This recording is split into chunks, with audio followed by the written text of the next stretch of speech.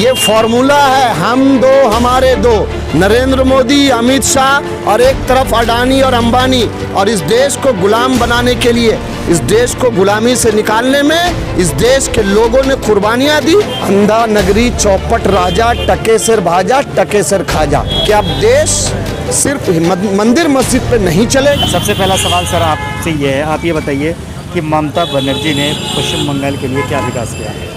देखिए, 2011 में एक बड़ा बदलाव इस प्रदेश में लाया गया और ये सोच करके कि एक नई सरकार आएगी तो नए तरह का विकास होगा।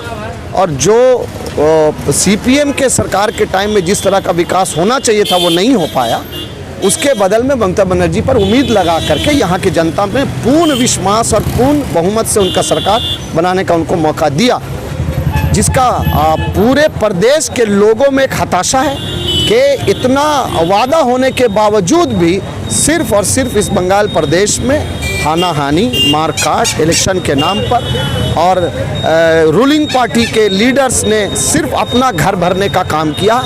ये जो इस खास करके बंगाल की जो संस्कृति है, साथ ही साथ इस बंगाल के संस्कृति को बचाना भी पॉलिटिकल पार्टी का जिम्मेदारी है, जिसके लिए आम लोगों को भी आगे आना होगा। और वैसे लोगों को तो ज़रूर ये बताना होगा कि अब देश सिर्फ मंदिर मस्जिद पे नहीं चलेगा। देश में नौजवानों को, बेरोज़गारों को रोज़गार चाहिए, किसानों को उसका अधिकार चाहिए और राजनीति के नाम पर किसी भी हालत में किसी का हत्या नहीं होना चाहिए। चाहे वो बंगाल में किसी भी पॉलिटिकल पार्टी से कोई भी लोग जुड़ा हुआ हो, किसी हालत में हानाहानी, मारपीट नहीं होना चाहिए, जो मीडिया दिखला रहा कि बंगाल में किस तरह का माहौल आज बना हुआ है चुनाव के नाम पर। अच्छा, आपको लगता है कि ममता दीदी जो हैं वापसी करेंगी यहाँ पे इस बार, जैसे कि अमित शाह भी कह रहे हैं कि हम यहाँ पे सरकार बनाएंगे, तो आपको लग रहा है? देखिए, दोनों पॉलिटिकल पार्टी के साथ ये सबसे बड़ा प्रॉब्लम आ गया है आज कि दोनों के ऊपर जनता भरोसा नहीं करती है। क्यों नहीं भरोसा करती है? उसका सीधा सीधा आप मिसाल ले लीजिए कि 2014 में जिस तरह से नरेंद्र मोदी ने बीजेपी का सरकार गठन किया और जो वादा किया उसका 99.99% वादा फेल है। देश में महंगा तेल है, नरेंद्र मोदी फेल है। उसके अलावा आप इस प्रदेश में आइए, 2011 में ममता बनर्जी ने एक नारा दिया था, बदला नहीं बदलाव चाहिए। बदलाव किस तरह का आया? उनके लोगों ने अपना जेब, अपना घर भरा। आपको इस बात का रिपोर्ट होना चाहिए, चूँकि आप रिपोर्टर हैं, कि उनके जो पॉलिटिकल एनालिस्ट हैं प्रशांत कुमार, उनके रिपोर्ट में ये आया है कि जो तृणमूल का काउंसिलर कॉमन बाथरूम यूज़ करता था और 12 लाख के घर में रहता था, आज उन लोगों का 12 लाख का याकूजी वाला बाथरूम हुआ करता है। तो ये कहीं ना कहीं से लोगों के अधिकार का हनन हुआ है। तो सच मानते हैं? बिल्कुल सच मानते हैं। ये पटल पे है, इस प्रदेश के पटल पे है कि उनके पंचायत के लोग और उनके एमएलएज, उनके एमपीज ने जिस तरह से करप्शन किया है और अपना घर भरा है।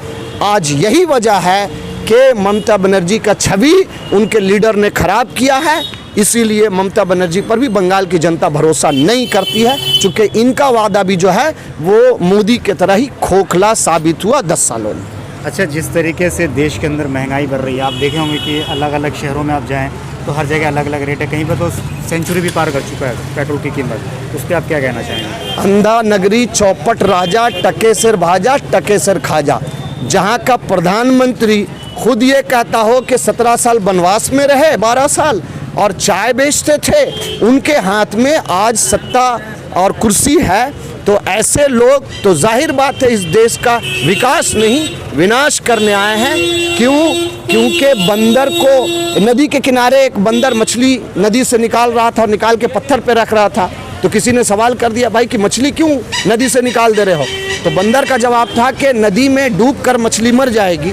तो बंदर को ये मालूम ही नहीं है कि मछली का ज़िंदगी पानी में है। उसी तरह भाजपा सरकार को मालूम ही नहीं है कि देश कैसे चलेगा।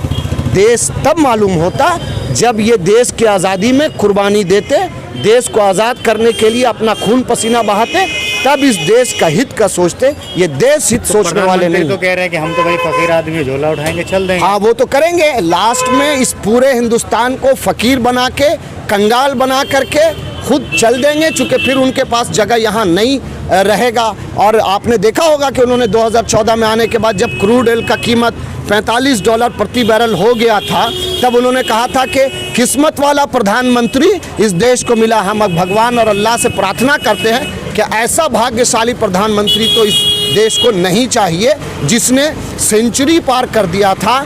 उनके ही लोग ये बैठ कर कहते थे किनको वोट देंगे आप, उनको जो 35 रुपये पेट्रोल देना चाहती है या जो 70 रुपये दे रही है। लोगों ने 35 रुपये सोच कर झांसे में आकर नौजवान, किसान, मजदूर, देश का एक एक लोगों ने पूर्ण बहुमत दिया, लेकिन देश के साथ धोखा हुआ है। इस धोखा का जवाब आने वाले दिन के चुनाव में होगा। अभी पंजाब में जवाब मिला है, पूरे प्रदेश में जवाब मिलेगा भाजपा जैसे हुकूमत। जो मोदी सरकार ने 3 बिल लेकर आई, कृषि बिल, क्या इससे आपको लगता है कि जो हमारे देश के अन्नदाता हैं उनको फ़ायदा है या नुकसान है? ये अन्नदाता के बारे में सोच करके नहीं कहा गया है, ये फॉर्मूला है हम दो हमारे दो, नरेंद्र मोदी, अमित शाह और एक तरफ अडानी और अंबानी। और इस देश को गुलाम बनाने के लिए, इस देश को गुलामी से निकालने में इस देश के लोगों ने कुर्बानियाँ दी।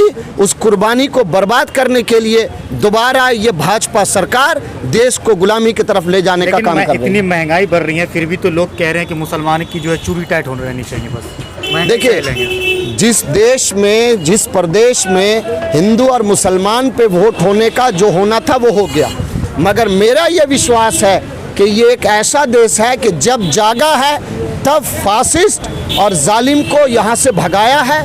जिस तरह से आज़ादी के टाइम में हिंदू, मुसलमान, सिख, ईसाई सारे लोगों ने मिलकर जो लड़ाई लड़ी और जालिम को भगाया, आने वाले दिनों में इस देश का 130 करोड़ जनता इस बात को जवाब देगा कि नरेंद्र मोदी, भाजपा जैसे लोग इस देश को शासन नहीं कर सकते। ऐसा राजनीति बंद होना चाहिए। लेकिन कहते हैं कि अगर 70 सालों में लोग ये कहते हैं कि कांग्रेस ने काम किया होता तो फिर भाजपा की ज़रूरत ही नहीं पड़ती। कांग्रेस ने कहाँ काम किया? अगर कांग्रेस ने काम नहीं किया होता तो शायद ये मोबाइल जो आपके हाथ में चल रहा है ये आपके पास नहीं होता, IIT नहीं होता, और दूसरे संगठन जितने IITs और जितने इंजीनियरिंग कॉलेज, जितना मेडिकल कॉलेज इस कांग्रेस पार्टी ने दिया है इस देश को। ये आने वाले दिनों में कभी कभी कुछ अच्छा चीज़ भी लोगों को धुंधला मालूम होता है, लेकिन सच्चाई छुप नहीं सकती बनावट के उसूलों से, और खुशबू आ नहीं सकती भाजपा के फूलों से। अच्छा, देखिए, देश सेकुलर है और यहाँ के लोग सेकुलर लोगों को पसंद करते हैं, तभी एक टाइम में TMC और कांग्रेस को पूर्ण बहुमत से सरकार बनाया गया। आने वाले दिनों में इस प्रदेश के लोगों ने ये देखा है कि भाजपा पूरे देश में फेल होकर अपना ट्रायल बंगाल में करना चाहती है, वो भी फेल होगी। आप देख सकते हैं, अपना कैमरा घुमाइए, अगर लंदन नज़र आता हो देख लीजिए। उसी तरह इस बार कांग्रेस और CPM ही मिलकर इस प्रदेश को एक अच्छा सरकार देने का काम करेगी। तो यहाँ से हम जो है लगातार पश्चिम बंगाल से आपको आवाम की ओपिनियन दिखा रहा हूँ कि इस बार पश्चिम बंगाल में किसकी सरकार बनेगी। वीडियो अगर आपको अच्छी लगी तो इसे लाइक और शेयर जरूर कीजिएगा। जय हिंद, जय भारत, अपना ख्याल रखिए, हंसते रहिए, मुस्कुराते